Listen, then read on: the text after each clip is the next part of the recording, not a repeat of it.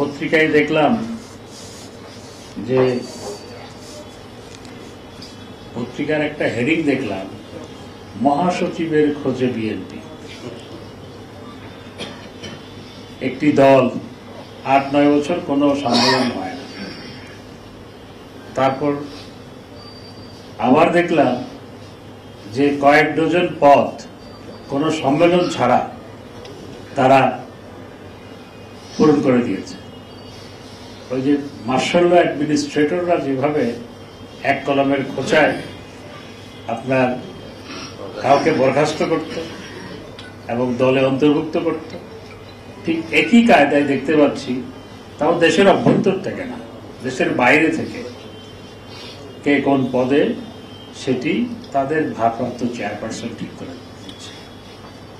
যারা গণতন্ত্রের কথা বলে, নিজের দলে কোনো গণতন্ত্র নাই, আর পত্রিকার শিরোনাম হয় মহাসচিবের খোঁজে বিয়ে। তার 2 দিন পরে দেখলাম মির্জা ফখরুল কাঁদছে। পত্রিকায় এসেছে অবশ্য বেগম খালেদা জিয়া অসুস্থ বিদায় কেঁদেছে। বেগম খালেদা জিয়া তো বহুদিন ধরে অসুস্থ, এতদিন তো কান্না দেখি নাই। এখন মহাসচিবের খোঁজে বিএনপি এই শিরোনাম আসার পর মির্জা ফখরুল সাহেবের কান্নার ছবি, দুটার মধ্যে কোনো সংযোগ আছে কিনা এটি একটি খুঁজে দেখার বিষয়। এবং আওয়ামী লীগের কাছ থেকে তাদের শেখার আছে। আওয়ামী লীগে প্রতি 3 বছর অন্তর অন্তর সম্মেলন হয় এবং এক কলমের খোঁচায় আওয়ামী লীগ থেকে কাউকে অব্যাহতি দেওয়া হয় না, বা এক কলমের খোঁচায় কাউকে অন্তর্ভুক্ত করা হয় না। গঠনতন্ত্র অনুযায়ী সমস্ত সিদ্ধান্ত গৃহীত হয়।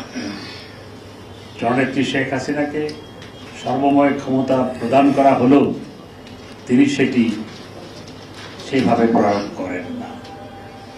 আলাপ আলোচনার ভিত্তিতে গঠনতন্ত্র অনুযায়ী সিদ্ধান্ত গ্রহণ করা হয়।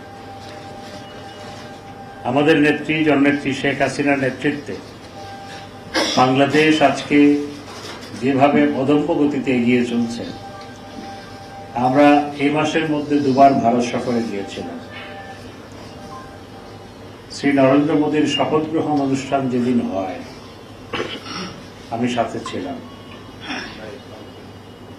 সেখানে পৃথিবীর বিভিন্ন দেশের, আশেপাশের দেশের প্রেসিডেন্ট, প্রধানমন্ত্রীরা সেখানে সেই শপথ গ্রহণ অনুষ্ঠানে আমন্ত্রিত ছিলেন এবং তারা উপস্থিত ছিলেন।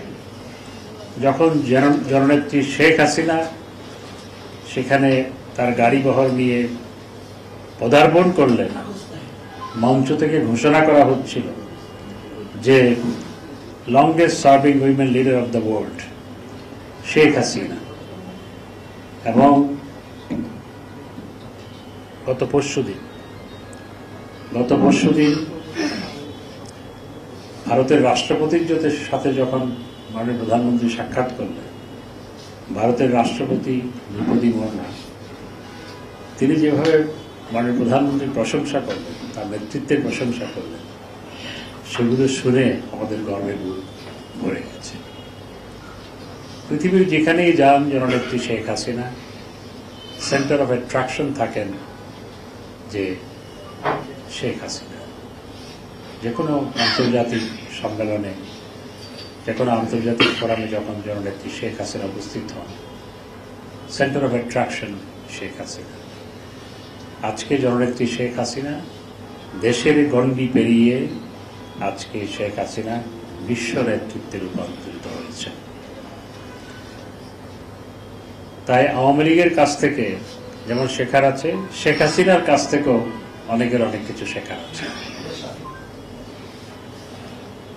আজকে তিনি যেভাবে দেশ পরিচালনা করছেন, পৃথিবীতে সংকটময় পরিস্থিতি, পৃথিবীতে বিভিন্ন দেশে প্রায় ৮০টির মতো কনফ্লিক্ট চলছে। রাশিয়া ইউক্রেন যুদ্ধ, গাজায় যুদ্ধ, সুদান, আফ্রিকা সহ পৃথিবীর বিভিন্ন জায়গায় মোর দেন 80 কনফ্লিক্ট গোয়িং অন। এবং এই সংকটময় পরিস্থিতিতে পৃথিবী আজকে টালবাটাল। সেই পরিস্থিতিতেও আমরা আমাদের উচ্চ প্রবৃদ্ধি ধরে রাখতে সক্ষম হয়েছে, দেশের অগ্রগতি অব্যাহত আছে। পৃথিবীর বিভিন্ন দেশে, এমনকি ইউরোপ আমেরিকায় করোনাকালে তার পরবর্তীত পণ্যের সংকট হয়েছে, আমাদের দেশে পণ্যের সংকট হয়নি। জননেত্রী শেখ হাসিনার নেতৃত্বের কারণেই এটি সম্ভব হয়েছে। গত নির্বাচনের আগে অনেক ষড়যন্ত্র ছিল। প্রথমত নির্বাচন বানচাল করার ষড়যন্ত্র ছিল। নির্বাচন বানচাল করার ষড়যন্ত্র ব্যর্থ হওয়ার পর তারপর ষড়যন্ত্র ছিল সরকার যাতে বিশ্বময় গ্রহণযোগ্য না হয়। ৮০টির বেশি রাষ্ট্রপ্রধান, সরকার প্রধান জননেত্রী শেখ হাসিনাকে অভিনন্দন জানিয়েছে। মার্কিন যুক্তরাষ্ট্রের প্রেসিডেন্ট চিঠি লিখে সরকারের সাথে কাজ করার অভিপ্রায় ব্যক্ত করেছে এবং সম্পর্ককে দ্বিতীয় পর্যায়ে নিয়ে যাওয়ার অভিপ্রায় ব্যক্ত করেছে। এবং একই সাথে ৩২টি আন্তর্জাতিক সংস্থা, তার মধ্যে UN, European union, Commonwealth, OIC, বিশ্বব্যাংক, আইএমএফ সহ ৩২টি আন্তর্জাতিক সংস্থা মাননীয় প্রধানমন্ত্রীকে অভিনন্দন জানিয়েছে। এরপর বিএনপির বেলুন ফিউজ হয়ে গেছে। এখন তারা আভ্যন্তরীণ সংকটে নিমজ্জিত হয়েছে। সেই কারণে মধ্যরাতে দেখা যায় কমিটি বাতিল, আবার ভোর রাতে আরেকজনের ইনক্লুশন। এটি এখন বিএনপির মধ্যে একটা রীতি হয়ে চালিয়েছে। যেই দলে গণতন্ত্রের কোনো চর্চা নাই, তারা আবার গণতন্ত্রের কথা বলে কিভাবে? যেই দলের জন্মটাই অগণতান্ত্রিক ভাবে, তারা আবার গণতন্ত্রের কথা বলে কিভাবে? মির্জা ফখরুল সাহেবের কান্না তো এমনিতে আসে না, এর পিছনে বহু কারণ আছে। আর আজকে আমরা আগেও দেখেছি যে একটি বিশেষ মহল সরকারের বিরুদ্ধে বিএনপির পাশাপাশি ষড়যন্ত্রে লিপ্ত। সেই বিশেষ মহলের সাথে দু একটি গণমাধ্যমও যুক্ত। এবং অবশ্যই দেশে দুর্নীতি হলে সেটির সংবাদ আসবে। আমাদের সরকার দুর্নীতির বিরুদ্ধে জিরো টলারেন্স, কিন্তু ইচ্ছাকৃতভাবে কোনো প্রতিষ্ঠানকে প্রশ্নবিদ্ধ করার প্রয়াস হিসাবে যদি ধারাবাহিকভাবে সংবাদ পরিবেশন করা হয়, তাহলে বুঝতে হবে সেটি ষড়যন্ত্রের অংশ। এবং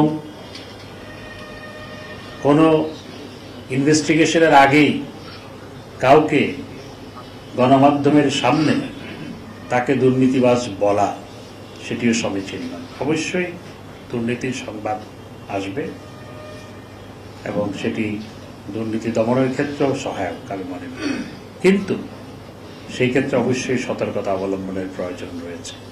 কেউ যাতে ইনোসেন্ট ভিকটিম না হয়, সেটি সতর্কতা অবলম্বন করার প্রয়োজন রয়েছে। এবং কোনো প্রতিষ্ঠানকে প্রশ্নবিদ্ধ করার প্রয়াস হিসাবে যেন সংবাদ পরিবেশিত না হয়, সেদিকেও সতর্ক থাকার প্রয়োজন রয়েছে বলে আমি মনে করি।